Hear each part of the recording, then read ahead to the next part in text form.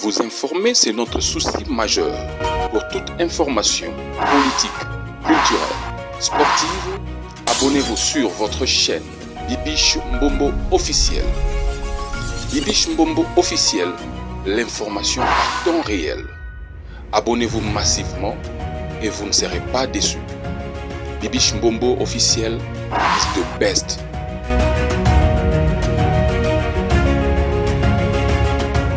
Fidèle internaute, je vous aime, je vous adore, je vous amoure. Est-ce que ça va chez vous? Si ça ne va pas, ça ira par la grâce de Dieu.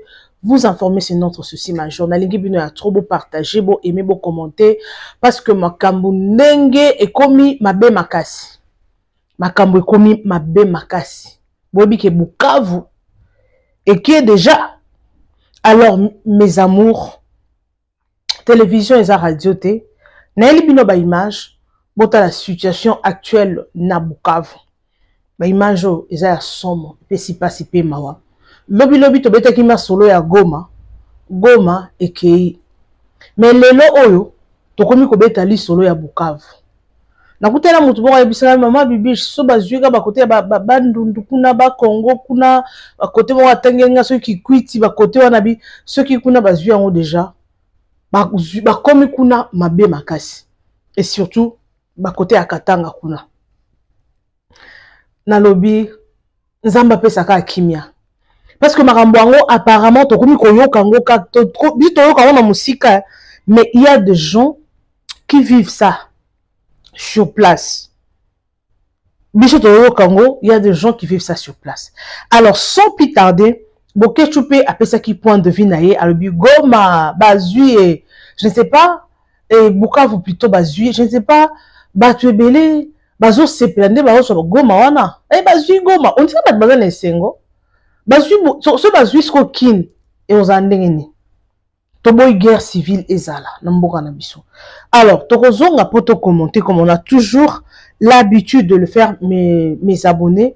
Merci en tout cas na ba like na bino na ba commentaire na bino na ba partage na bino yango ezo sala ce que to kende liboso pour tout ça les bino musala. Merci énormément na bino ba fan ba abonné à Bibiche Mbombo officiel. Bon partager massivement ma vidéo na biso, bon aimer, bon commenter sans oublier la cloche de notification. Alors tellement télévision et ça radio te to banana image el bosso et puis on se retrouve tout juste après. Let's go. Ok, il est 7h30, nous sommes à Bagira et nos militaires FARDC viennent d'arriver, ils sont là. Et aujourd'hui nous sommes le 15 février 2025.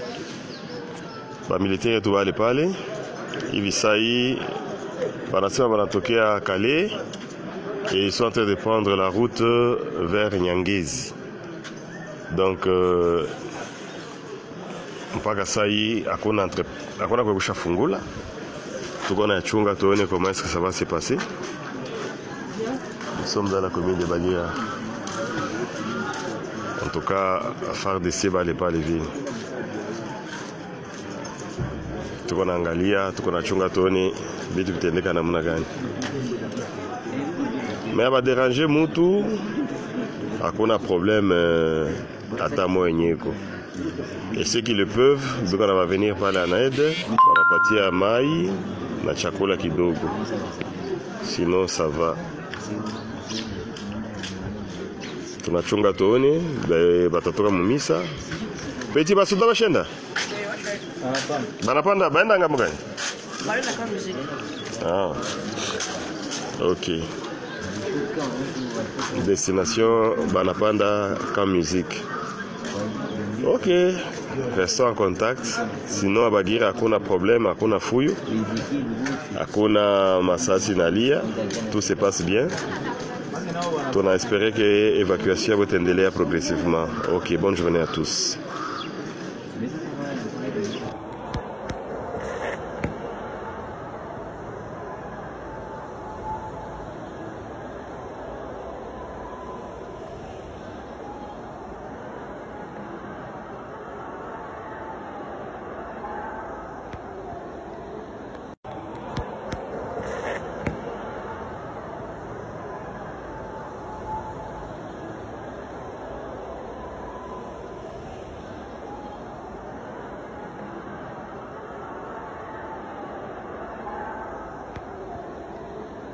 Madame, justement, on a toujours dit, les Banyamulenge ou nous, moi, Azarias, on a fait la guerre.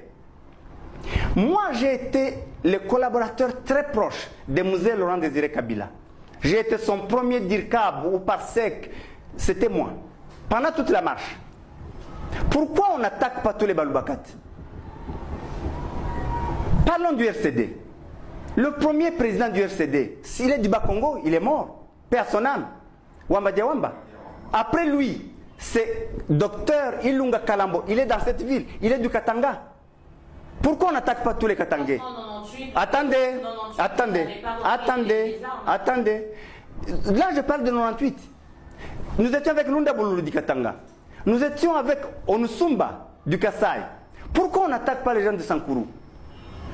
Nous étions avec Azarias. Quand on a créé le territoire de Minembwe, Azarias n'était que vice-ministre de cette rébellion.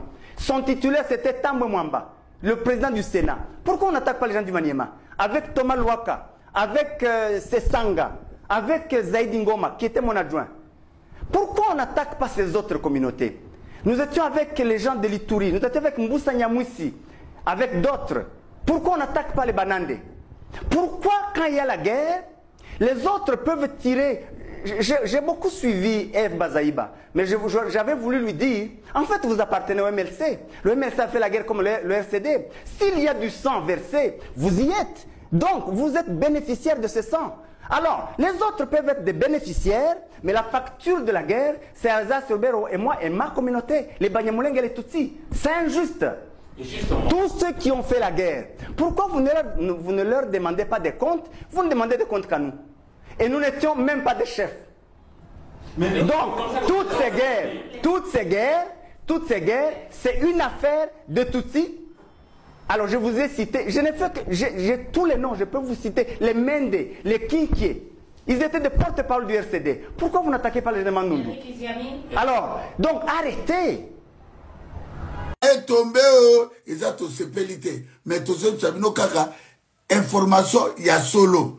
Les autres, ils ont sous. Bukavu est tombé, Bukavu est tombé, Tilolo. Bukavu est tombé, Félix et Tilolo, Jean-Pierre Mbemba, Vital Kamere, Batunu Kwebo, Mboso, Samba Lukondo, Judith Toulouka, Lelo, Babo Tolibino Bukavu. Babo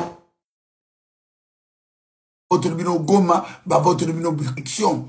Qui copier peuple, qu'on fout à Basodate. Voilà aujourd'hui, conséquence, il y a haute trahison d'Abino. Oh, Bossani na Katambokana, les lotos souki wap.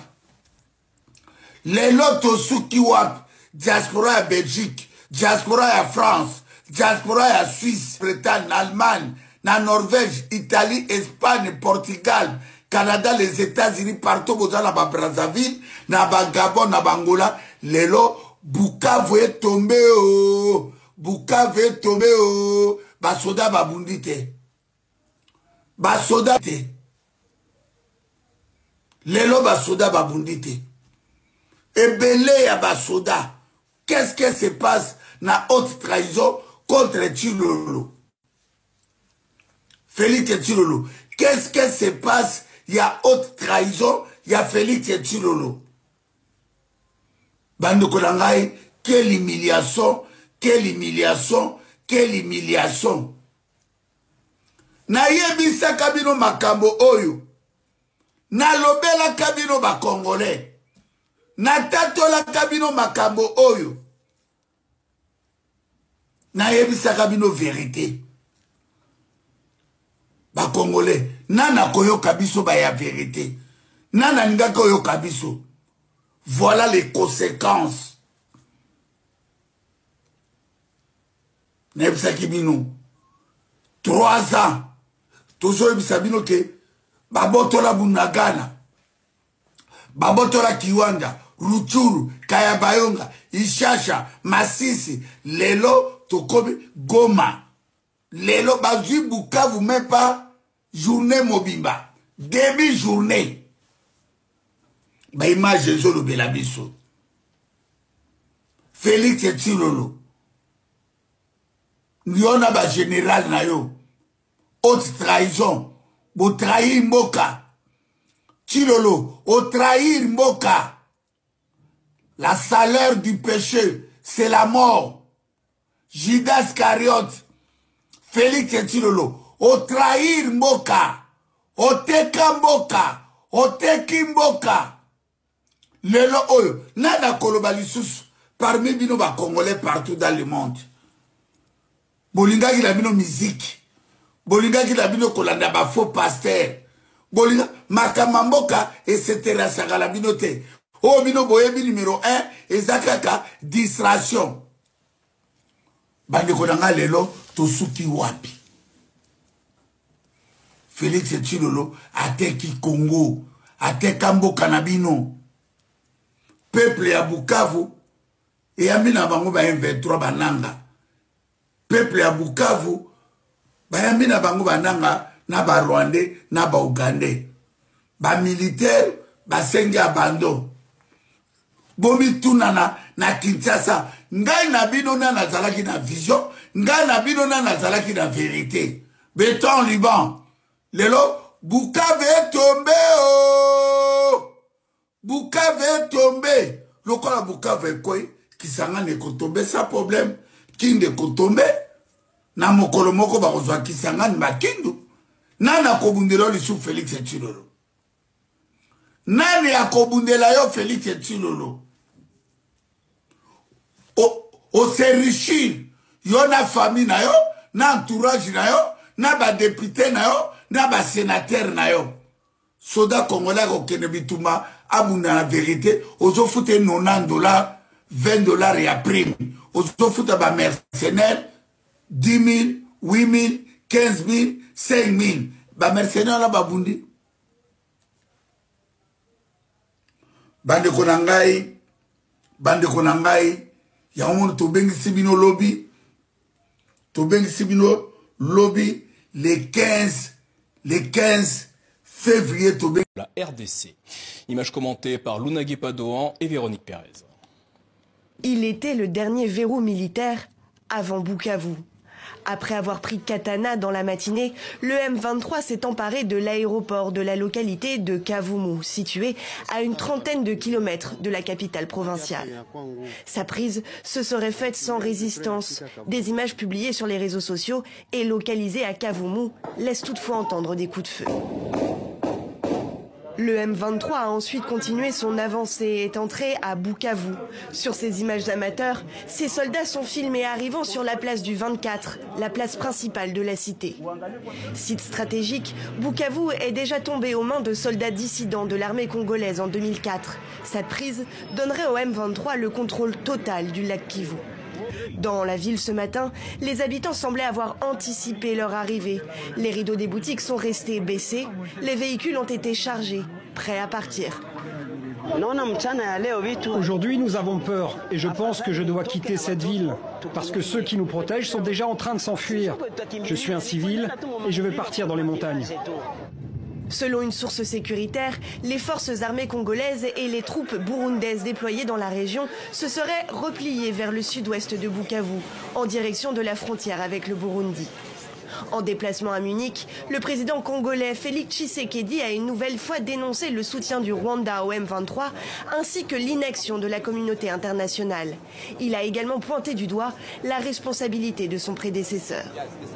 Je n'ai absolument pas l'impression que l'opposition qui a pris les armes, qui a fomenté avec le Rwanda ce coup contre la République, est dans son bon droit. D'ailleurs, la preuve, c'est que les vrais commanditaires se cachent.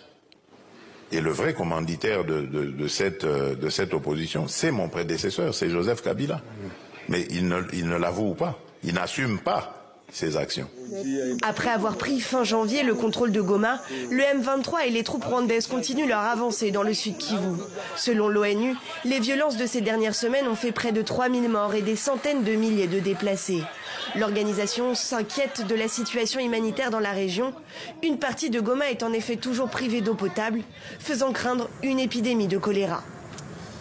Et pour aborder la situation sécuritaire dans le Sud Kivu, à l'est de la RDC, nous sommes en direct avec le sénateur et ancien ministre congolais des Affaires étrangères, Christophe Lutundula. Bonsoir et merci d'être avec nous. Tout d'abord, quelles sont les informations dont vous disposez ce soir au sujet de cette nouvelle offensive des rebelles du M23 soutenue par le Rwanda à Bukavu?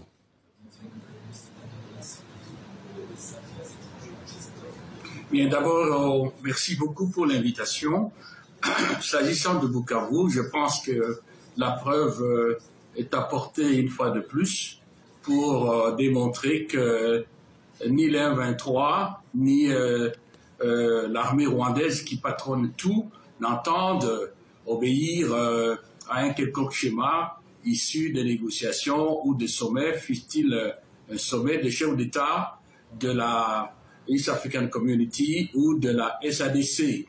Et donc, ça confirme ce que la RDC a toujours dit. Nous avons respecté le cessez-le-feu, la décision du sommet conjoint. Voilà, une fois de plus, comment M. Kagame et ses affidés répondent à ce sommet de haut niveau qui a réuni deux communautés. Quoi qu'il en soit, qui n'a jamais perdu la bataille ne s'est jamais battu. Nous sommes décidés à défendre notre pays. Ce n'est qu'une bataille, ce n'est pas la guerre. Nous gagnerons, et soyez-en certains, et tous les Congolais savent que nous gagnerons. Merci beaucoup. J'espère que Bolandi, vidéo Tinasuka, les amoureux de Bibiche Mbombo officiel. Boyoki binomoko Bukavu tombe. Vous n'avez évité pour na bokechu eza esengo. Pour na eza esengo koyoka Bukavu ekwei. Oui. Et pas dans bateau sous le président, le président est incompétent. Pourquoi Bukavu est kweya?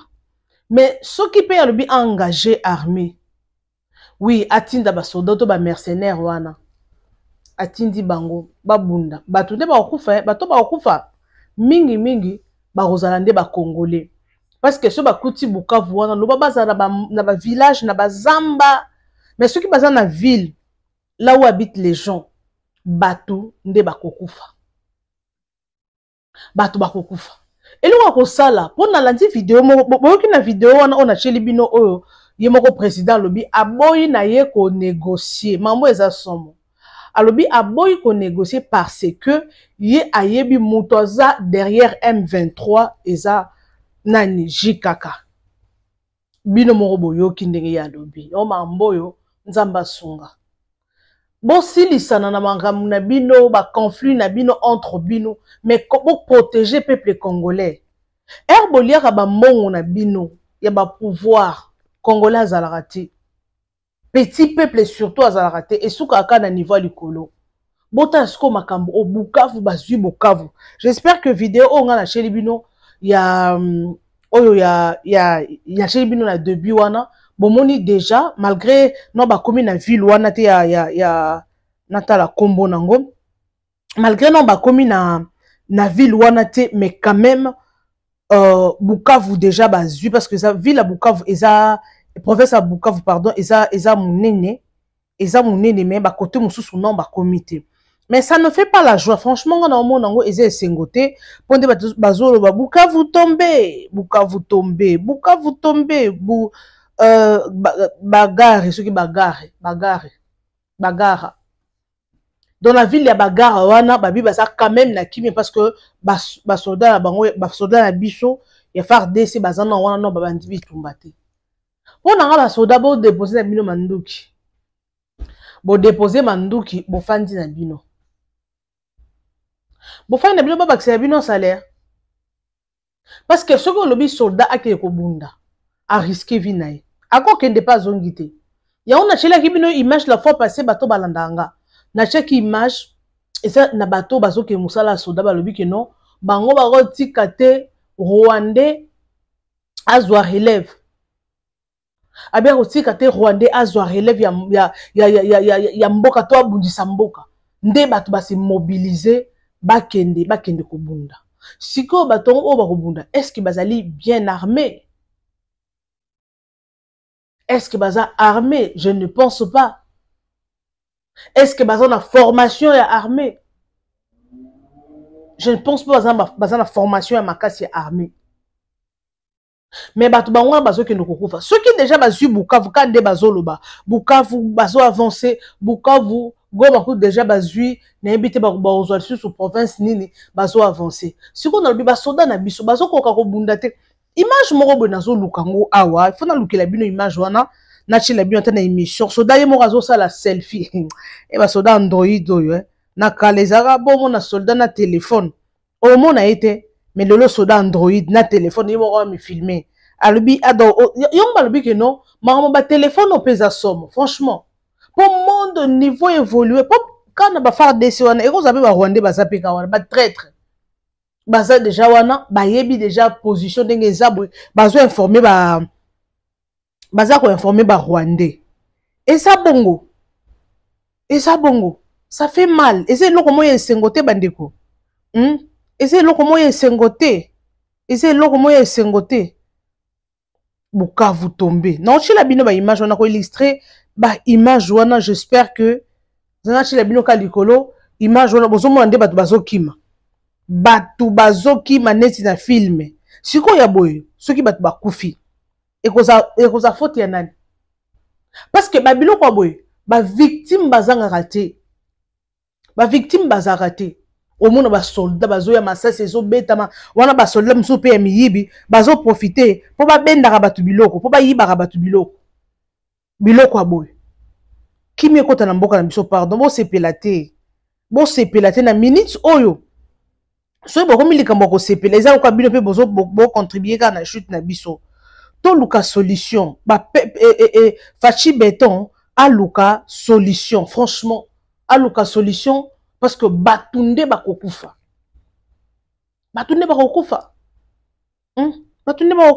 bandeko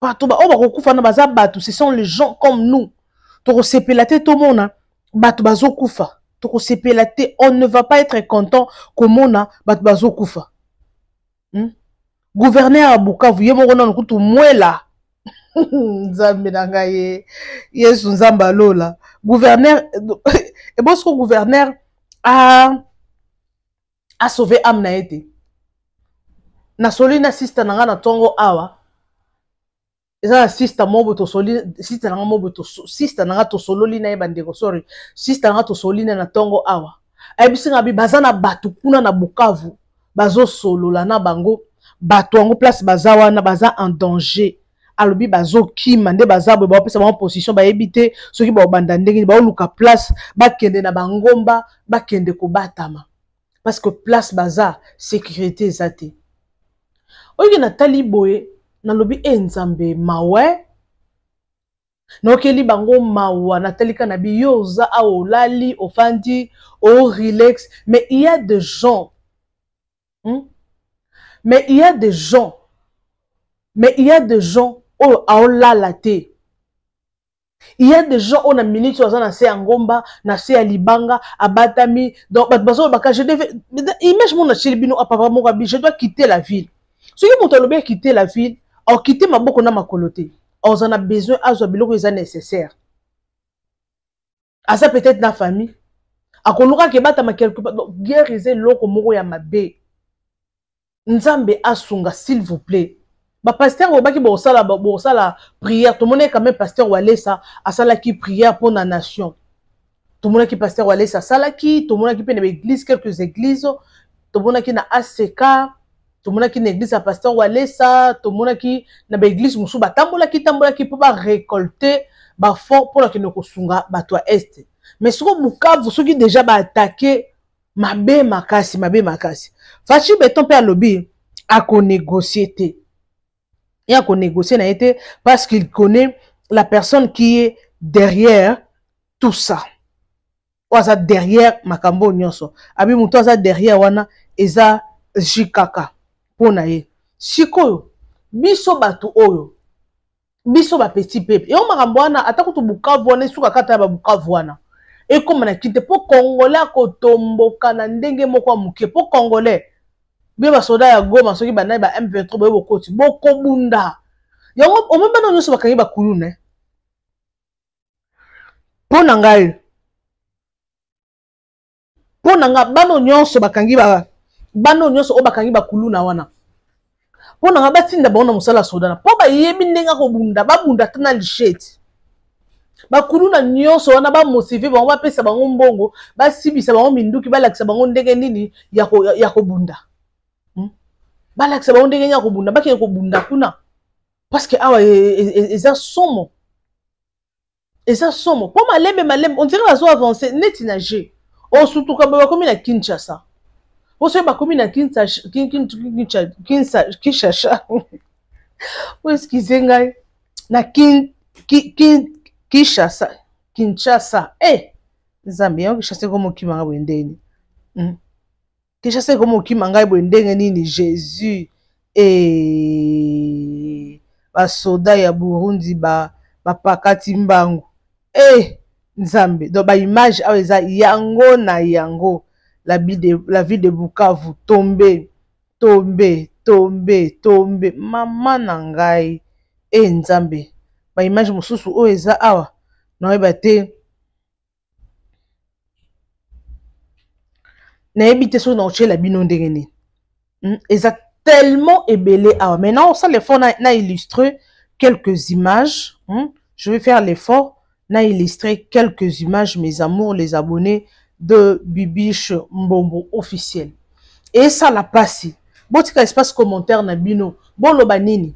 Parce que Fachi Beton a lobby yé a ko négocier na yété. Si ko soki ya ko négocier te, solution e kozala nini. Po bango pe souci de mo saka bazwa Congo mobimba. Si ko Fachi lobby ko négocier te. Bacha disposition armée.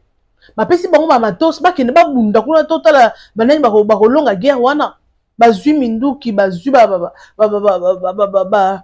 soldat ba pesi bango ce qu'il faut ba kende ba bunda kuna totala siko banani ba ko gagner po bo jusque wapi kimia congolais lingi kimia congolais lingi pe na mboka na ye congolais totala ka ke no bato bazana totala ka bato bazana na Kinte, à Goma là-bas, il y a des gens. À Bukavu, dans la province, dans la Mboka, il y a des gens. Congo, ils sont tellement gaillards.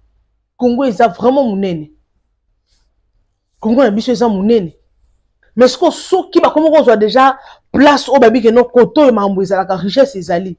Donc, on va avancer malembe. On va souduka bouf. Bangwana ba koti na kin.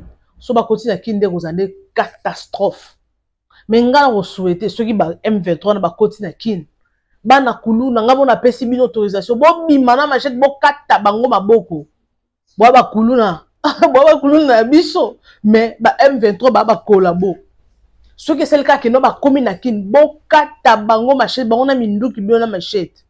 Tota ba na ba okimisa. Yo le temps zo calculer nga na kati yo litoyi. Ça va sur apesa biso kimia parce que biso tozoyo kaka ba place makambo ebanda place ba rando na bango ebanda ngana bino tozala te ba rando place ebanda ba guerre na bango place ebanda ngana bino tozala te mais tozomona ka oya lobaki boye na ko négocier te na ko sala nini te biso to na tina te bo soki bo négocier bo bongisela bo bongisa en fait bo bongisa makambo na bino quoi. Mais en général congolais on a pour ça kimia beaucoup na marambo beaucoup il faut pas quitter même dollar pour congolais on a stress ala mukana tongo akendo lukato du jour na ye mais ce que zo les sous goma kuna bazui Bukavu kuna déjà bazui baso pour ça na malembe non c'est pas possible, ce n'est pas possible. Ce n'est pas possible. Nzambe ya likolo asunga franchement.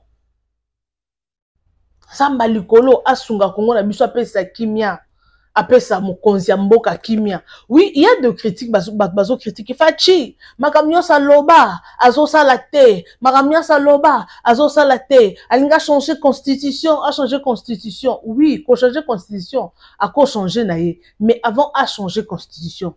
Mboke ko mamalamu.